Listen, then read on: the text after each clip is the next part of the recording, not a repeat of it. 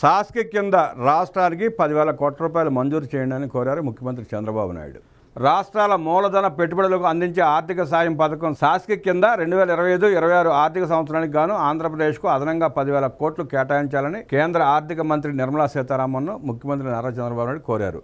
ఢిల్లీ పర్యటనలో భాగంగా నిర్మలా సీతారామన్తో ముఖ్యమంత్రి భేటీ అయ్యారు. వివిధ ప్రాజెక్టులకు సంబంధించి ఆంధ్రప్రదేశ్కు ఆర్థిక సహాయం కోరుతూ వినతిపత్రం అందించారు.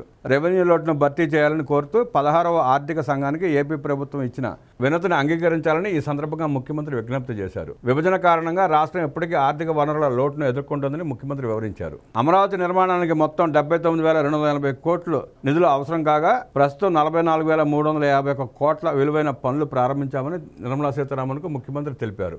వీటికి సంబంధించి ఇప్పటికే 26,000 కోట్ల రూపాయల నిధులు సమీకరించినట్లు వెల్లడించారు.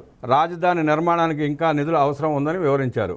అమరావతికి 2వ విడతగా ఇచ్చే నిధులను గ్రాంట్ రూపంలో ఇవ్వాలని కోరారు. రాజధాని అమరావతి, పోలవరం ప్రాజెక్టు నిర్మాణానికి సహకరిస్తున్న కేంద్రానికి ఈ సందర్భంగా ముఖ్యమంత్రి ధన్యవాదాలు తెలిపారు.